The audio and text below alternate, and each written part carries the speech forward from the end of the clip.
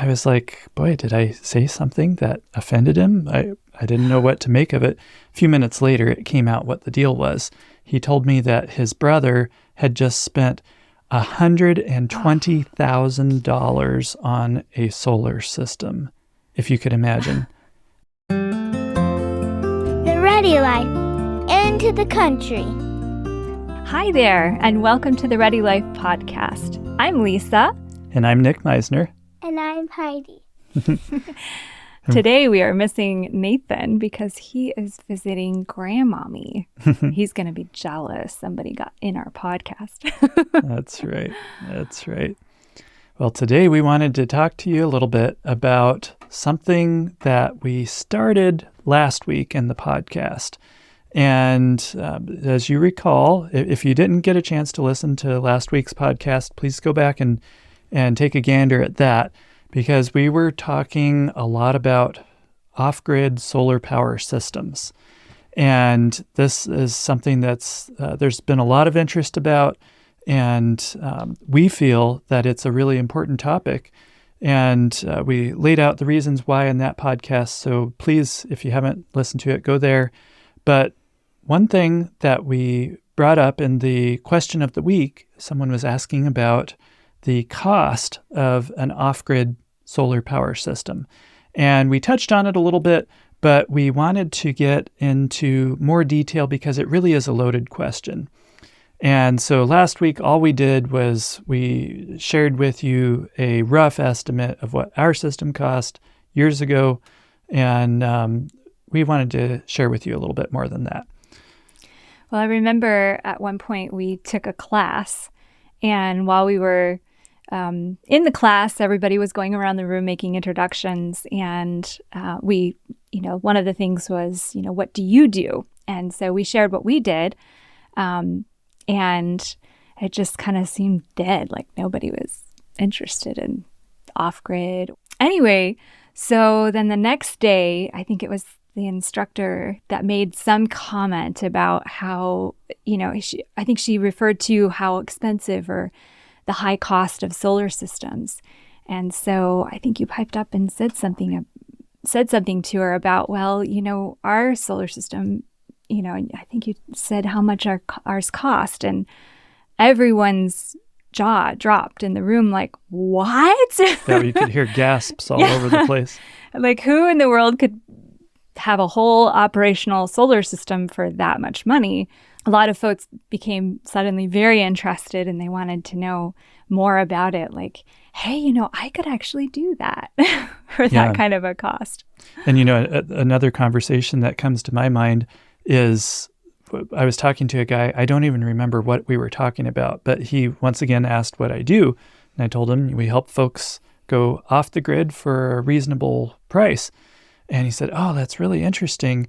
What does it cost to go off the grid? And so once again, I shared with him the cost of our system, and he kind of went silent. Kind of got a little funny on you. Yeah. And I was like, boy, did I say something that offended him? I didn't know what to make of it. A few minutes later, it came out what the deal was. He told me that his brother had just spent $120,000 on a solar system, if you could imagine. My jaw absolutely hit the floor. And it was a grid tie system that you could not go off the grid with as it was configured. It was only operational if the grid was operational. So all it was doing was offsetting his power bill. So power grid goes down and he goes down with it, even with all that money spent. That's unreal. We hear that a lot, actually. Yeah. People, friends or whatever, they're just like, oh, it's so expensive. And it's like, well, what do you mean? And they're like, well, I have a friend and it was 80 grand or this or that. And it's just like, no, actually, it could be. It could be. Yeah. Sure, obviously, somebody paid $120,000, man alive. Yeah. What we could build with that. Yeah, right. So but the point is that it could be, but it doesn't have to be. And that's really what we're all about. I'm sure you've heard all the horror stories, much like the ones we've mentioned already. So we hope that this would give you a more realistic view of what it actually would cost Now, it is going to cost you. It's not going to be something that you can just run down to Walmart and pick something up and be like, oh, I've got a solar system. It's going to cost. But especially if you want to do one that's, built quality and that's built to meet your lifestyle needs instead of becoming Amish or living without the power. If you've got tons of money to throw at it, though, and you're not interested in strategies that are going to, enable you to save thousands of dollars, then this episode isn't for you. It does take a little effort to save money. It's time versus money kind of thing. Yeah. And so if that's not you, then just be aware that this is for anyone who wants energy independence and also wants to be as economical as feasible. And you might just be on a shoestring budget like we were when we set up our power system. So that's who this episode is actually for. Right. And this is about off-grid. Just a quick reminder, off-grid is our thing. We are not into grid tie. If you're interested in grid tie systems, then feel free. There's a lot of information out there about grid tie. Off-grid, there's not as much. And we made the case for off-grid in the last episode. If you're not familiar with those two or the difference between them, take a look at episode 3, and we jump into that there.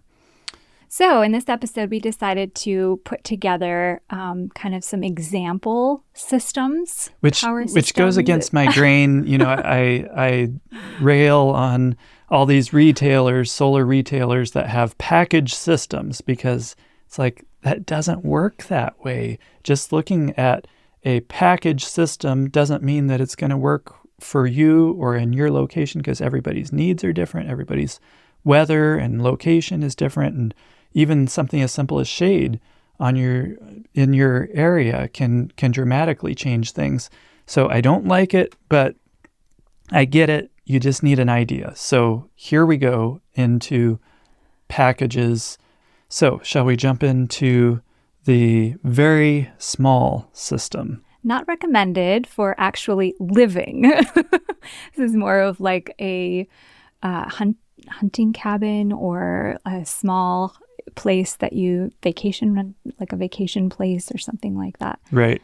If your power usage is in the neighborhood of 1 kilowatt hour per day. Yeah. Now, if you know anything about power usage, that's very, very small amount of power. How much does the average American use, just so we have something to compare this to? 30 kilowatt hours per day. So this is 1 kilowatt. It's a very small, did we emphasize it's a very small system? Yeah, this is not livable for hardly anybody. And I hesitate to even bring this one up because of that reason. But I wanted to, because you may have a small, like Lisa said, vacation cabin or a little shack up in the mountains somewhere that you want to set up. And this would be potentially good for that type of situation. So let me just paint a picture for you of what, like if we were to walk through a home that was powered off of a very small system. Here are some of the appliances you might see as you wander through the house. You might see a blender, an internet modem, maybe a cell phone charger or two, if you're careful, a laptop computer, maybe a hair dryer. You'd want to have, obviously, a really energy efficient water pump in the well. Lights. You're going to have several lights in the house. I say several, being more like a few lights in the house. Maybe a smaller washing machine where you're not doing loads of laundry, like lots of loads of laundry every week, but just having a washing machine or a small dryer or something there to use. And then maybe like a small RV size or super efficient refrigerator. So that's what you might find in our very small power system house. And if you want to see the details on the video version, we'll have a link to the show notes if you're listening to this podcast, if you're not watching the video. But on the video version, there's more details of how exactly we came up with these figures. Yes. But we'll spare you the details of talking through all of this. But anyhow, what are we looking at for the cost? Somewhere in the neighborhood of $5,000 to $10,000. And, once again, the reason there's a range there is because you could live in a climate like ours, where you've got to build a much bigger system, or you could be in a climate that's a lot more sunny, where you don't need as large of a system. Also, you could save money by choosing less expensive components. Mm-hmm. I like quality, and I like to go with quality because, what is the saying? Buy once, cry once, something like that. That's kind of my theory, but you could certainly save some money on components here and there. So, but that gives you a rough idea of range there, really, really rough, depending on a lot of different factors. Okay, so let's look at one that's a little bit more, well, actually, I think the next one is our system, isn't it? It is. Okay. And that is what I call the small to medium system. So we live on, give or take, 2.5 kilowatt hours Well, a day. you should probably put that in the past tense. We used to live on about 2.5 kilowatt hours a day. Okay, so our family is grown since then, as in not more of us, but just, a little 6-month-old that crawls around on the floor isn't going to use a whole lot of power. When you have a 9-year-old that's plugging in all kinds of appliances and turning lights on everywhere he goes, you're going to use more power. Yep. And while I'd like to blame the kids entirely, I just stepped into our bedroom before we started this and realized we also have a sauna. This is true. Infrared sauna and all sorts of other things that, how life goes. You acquire more and use more power and all that sort of thing. So all that to say, we do use more than 2.5, but we still have the same size of system. Yes. So we should probably at some point in time upsize our system a bit. But it's working just fine for us even now. So what could we do with this kind of a system? What could people expect to do? So if you come to our home, you would find, of course, kitchen appliances like a blender and a modem, so an internet modem. We have multiple cell phone chargers and tablet chargers. We have hairdryer, which used to be just ×1, but now we've got ×2, as you saw the beginning. Laptops, plural. We've got a desktop computer. We have a water pump that runs pretty regularly. And quite regularly. Yeah, with 2 kids, a lot regularly. Yes. Let's see, lights. We've got a number of light fixtures in the house that sometimes are on more than they should be, but washer and dryer, of course. We have a super efficient refrigerator, which really helps with the power. Having said that, it is a full-size refrigerator. And a freezer on top. Yeah, it's just one that we paid a little bit extra to get one that was really efficient, a DC-powered one. Yes, it's a very nice fridge and freezer. And on top of that, we have a regular conventional chest freezer. Yes. And et cetera, et cetera. Et cetera. Yeah, more et ceteras than we probably care to should admit. right now. Yeah, probably. But I almost feel bad detailing all of these things because it sounds like we are just misers about our power. And I'm trying to convey to you that we really do live normally. We just try and be strategic when we're buying our appliances. And yes, we try and not be wasteful. So I do try and get the rest of my family to turn the light off when they leave a room. I'm not successful most of the time, but it's a good habit to have. If you're going back in a few minutes, then it's not a big deal. But I don't like leaving lights on all day long in rooms that are unoccupied. Things like this, we try and be a little careful about, but we're pretty normal. So what would you expect to pay for a system like this these days? So we actually mentioned in the last episode that we spent about $15,000 for our power system. Granted, we did go for more higher end equipment, and this was how many years ago now? A number. Quite a number of years ago. So prices have gone up a little bit since we purchased our equipment. But depending on where you're located, on your shade, on your lifestyle, give or take the equipment too that you purchase, we estimate that it's going to be somewhere between 10 and 20 grand. Right. Now, if we picked up our home and our power system and our lifestyle and we could just magically transport it to Arizona, for example, our power system probably would have cost... On the bottom end of that. Yeah, definitely on the bottom end of that. Yeah. So, if we picked us up and we magically moved us further north, it probably would have cost us a bunch more. Perhaps. So depending on your location and your shade and all of these factors. So that just, anyway. So moving on to, we're just going to do one more of these. We could do these till the cows come home, but let's just do one more. And this is going to double the amount of power usage up to 5 kilowatt hours per day. And with that, that's quite a bit more than we use in the wintertime. And that's what I like to do, is design a system for the wintertime, because that's your most difficult time from a solar perspective. And that's when it's best to design for. And so, yes, in the summertime, we use quite a bit of power because it's there. And why not use it? Yeah. We'll run the window air conditioner and all sorts of other things that we would not do in the wintertime. So maybe we do use 5 kilowatt hours a day in the summer. I don't even know. But in the winter, not even close.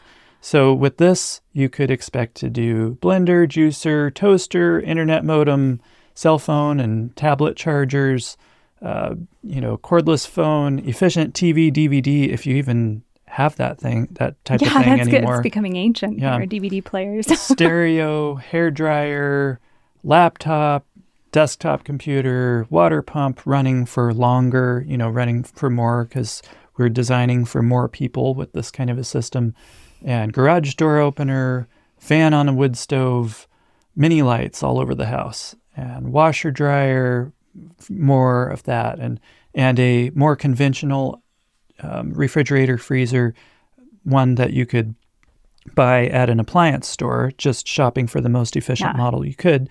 But, it's still a conventional one, and a reasonably efficient chest freezer. All of that, basically just more of the same. Mm-hmm. And or more individuals in the home, perhaps. Right. If you're not as careful, or more people in the house, that type of thing.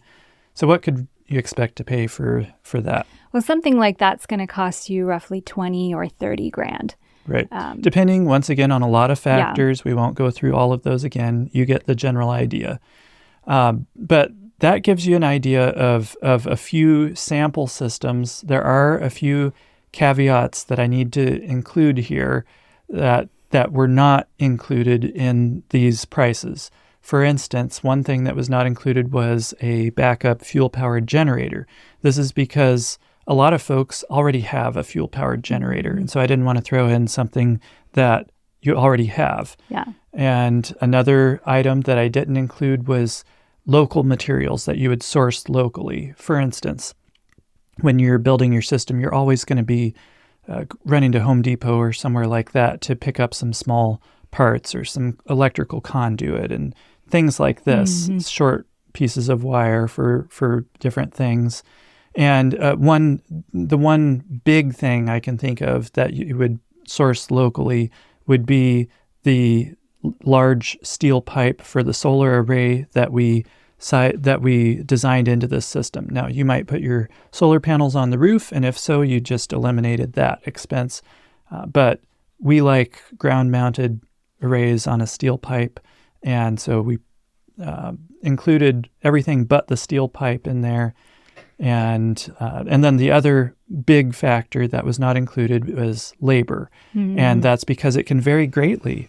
I mean, very greatly. It can vary very greatly. And the other thing is that you could do your own installation. I know number of folks that have done their own installation, and so they didn't pay anything for labor, just their own time. So just be aware that these factors were not included in those prices. It's materials only. But I hope that gives you an idea. You might look at this and think, well, that does sound like a chunk of change. Maybe it's not as much as you were expecting. Certainly not anything like 60, 80, or even 120,000. Yeah. But it still is a chunk of change, and I'll give you that. It is. Mm-hmm. But something that I think about is how many people spend more than this on a single car. That's true. I mean, our dream car, right? Exactly.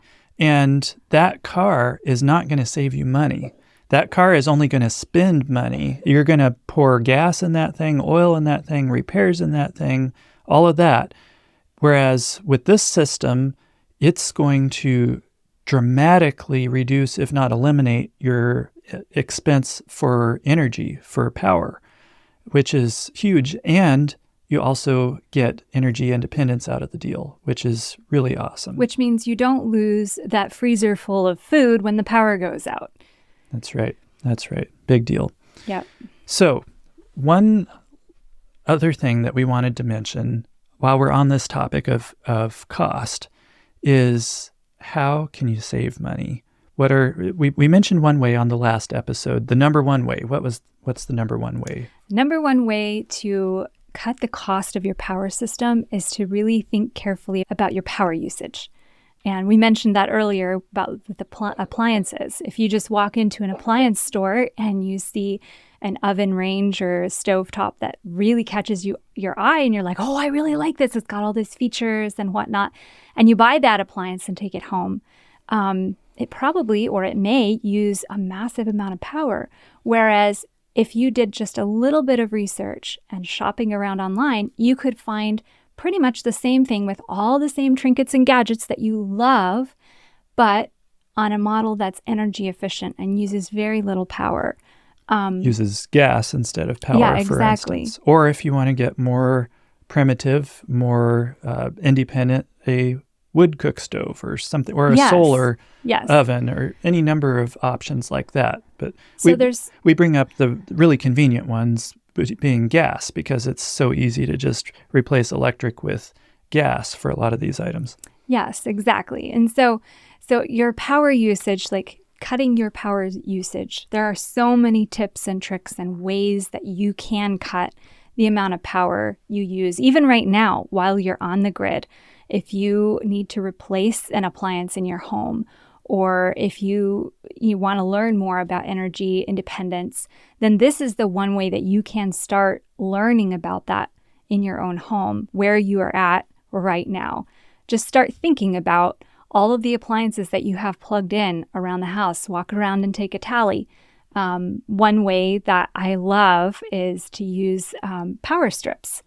Mm-hmm. And in the kitchen, I have a power strip. And I plug a lot of my appliances in. You'd be surprised how many of those appliances, when they are off, are still drawing power constantly.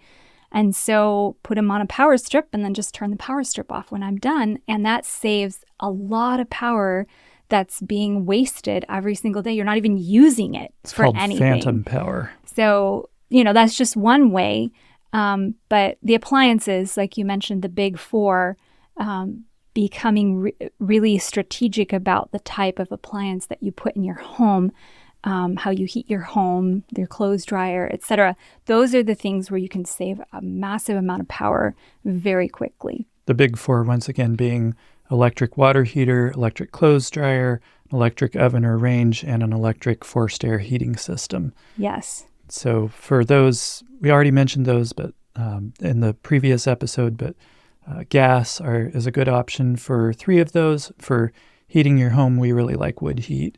And it is possible to use air conditioner off the grid if you're careful. There are some good options such as mini split systems and things like that. We'll talk about that, I'm sure, in the future. Yes, I'm sure. So that's probably the single biggest way that you can cut the cost of your power system. So number 2 is the federal tax credit of 30%. Now, if you're not familiar with this, a tax credit is way better than a deduction. A deduction just reduces your net taxable amount, but a credit comes off of the bottom line. So if at the end of the day you owed $10,000 in taxes and you had a $3,000 credit, that means that you now owe $7,000 instead of $10,000 in taxes. Wow. Yeah, so it's a big deal. It really is. And so you are basically getting dollar for dollar. You are cutting the cost of your solar system by roughly a third. So if you spent, let's just say that you put $20,000 into one of these systems, that 30% tax credit is going to reduce your cost to $14,000, going to reduce it by $6,000. Wow. Yeah. Now, what if I only owed $3,000 in taxes that year? Then you could utilize that $3,000 to get your tax bill down to zero, and then you can carry forward the remainder to a future year. Now, obviously, I'm not a tax preparer. Talk to your CPA about this. Yes. I'm not giving you tax advice, but that's very plainly written into the language on the tax credit that it does carry forward. The nice thing about the federal tax credit, though, is it also includes labor with your solar system. Yes, which is a big thing. Yes. So you're just cutting your labor cost by roughly a third as well, as long as you have a tax liability. But I don't think it includes the generator, right? This is true. Okay. It's for renewable energy. So as is everything to do with the IRS, there's a lot of gray here. Yeah. But it is pretty clear. I feel pretty confident saying, based upon what I've looked into, it obviously covers the solar panels, but it also covers inverter, batteries. I've read what do they call those things? Tax ruling or some kind of a paper where the IRS did a ruling where they said that battery storage would also be included. So all those kinds of things. The main thing that I'm aware of that would not be included would be a fuel-powered generator and, stuff associated with that. But it's anything that's to do with the solar and that is needed in order to utilize the solar in your home. So yes.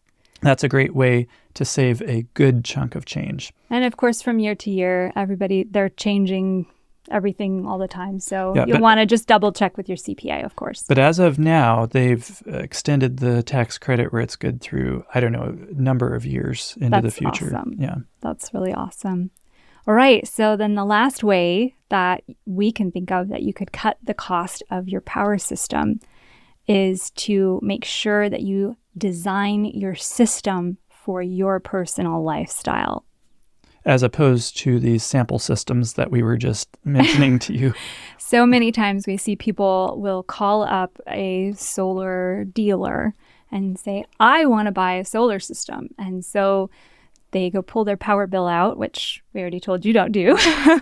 And then the person on the other line then says, oh, you should buy this package. So they buy that package, they bring it home and they install it. And then what happens? Well, any number of things could happen. For instance, they could install it in a location where there's a bunch of shade and they don't get nearly the power production that it was planned on. Or they could have it installed in a nice sunny location and they end up producing way more power than they could ever use because the parameters that were, that they started out with were incorrect. It was not tailored for them. It could be undersized, where they actually are not making as much power as they need. And either way, it's going to cost you money unnecessarily, because if it's oversized, then you're spending money that you don't need to. Mm-hmm. And if it's undersized, and I've seen this happen, it costs money too, because then you end up having to rebuild parts of your system, and then you've got other equipment that you might have to sell, and it's a big mess. So and how many people we've run into that were so frustrated because they called us up or they'd email us and say, I don't know what's wrong or why my system's not working for me, but I'm running the generator all the time. And I thought I was setting myself up for independence, but this is turning out to be more of a headache than it should ever be, and lots of extra stress when it should be relieving stress. And it doesn't have to be that way. Yes. When, our experience and the experience of many others is that if it's set up properly, your system requires not much input from you. initially you're learning it, getting used to it, that sort of thing. But after that early stage is over, like we told you in the last episode, I check on our system literally once every month or two. I mean, sure, we're glancing maybe at the little meter as we walk past it through the day just for a split second. But as far as actually getting in and doing maintenance or doing stuff to it, very little involved. So it's and how rewarding it is to walk past that little meter and see it charging up the batteries and powering our house with ease and efficiency. So that can be your experience, but in order to have that, you really need to make sure that you design a system that's tailored for you, for your lifestyle, and for your location. And we're actually going to talk about that in a future episode. We've gotten a question about that we wanted to use for a future episode. And so we're going to be doing that. So just hang tight on system design, tuck that one away. We're going to dig into it and give you a good idea of what goes into a scientific system design rather than one of these packages. I will say, though, one more way that you could save money was something that we did with our power system. I think we paid little to nothing for our solar panels because what we did was we bought like in bulk.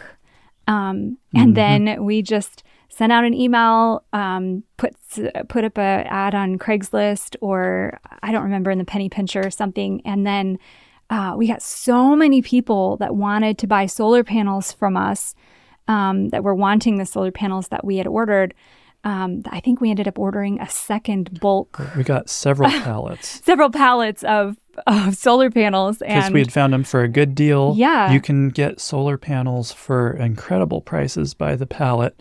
And it's a great way to save money on solar panels. Yeah. For the other equipment, I'm not aware of volume discounts on other pieces of equipment, but for solar panels, yes, excellent opportunity there to save some money. And if you have time, you can just watch and shop around for sales or discounted prices or things like that.